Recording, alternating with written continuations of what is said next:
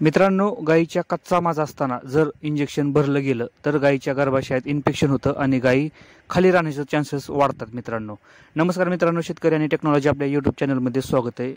मित्रांनो, गायीचा माज ओळखणं आज शेतकऱ्याला आलंच पाहिजे. कारण मित्रांनो कसं होतं की गायीनं बळस टाकायला किंवा सोट टाकायला सुरुवात केली की आपण डॉक्टरांना बोलावतो आणि डॉक्टरांना इंजेक्शन भरायला लावतो.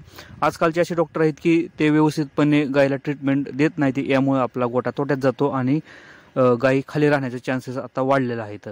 यासाठी मित्रांनो आपल्याला गायीचा माज ओळखणं हे खूप गरजेचं आहे आजच्या दूध व्यवसायाच्या कंडिशनमध्ये. मित्रांनो त्यासाठी मित्रांनो काय करायचं की गायी ज्या टायमिंगला सोट टाकायला सुरुवात करते ना मित्रांनो, तिथून पुढं 3 ते 4 दिवसात गायी हिटवर येते. मित्रांनो कधी पण लक्षात ठेवा, गायी एकदम हिटवर येत नाही.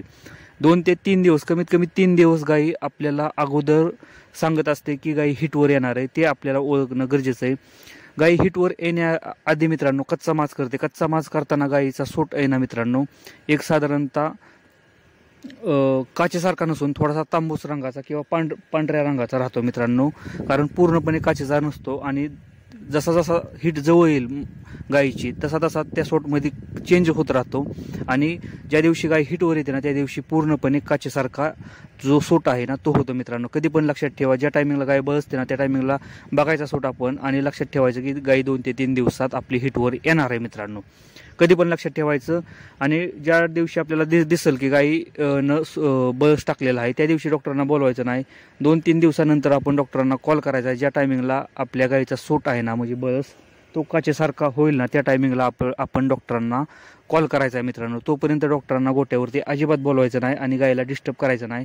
अशा टायमिंगला काय होतं की गायी ट्रेसमध्ये जातात किंवा गायी ट्रेसमध्ये जातात, थोड्याशा घाबरल्या जातात. यामुळे गायी माझावसुद्धा यायला त्रास देतात परत किंवा माझावसुद्धा येत नाही त्या. म्हणून मित्रांनो जोपर्यंत आपली गाय व्यवस्थितपणे हिटवर येत नाही किंवा सूट व्यवस्थितपणे काचेसारखा येत नाही तोपर्यंत डॉक्टरांना हात टाकायला लावायचा नाही.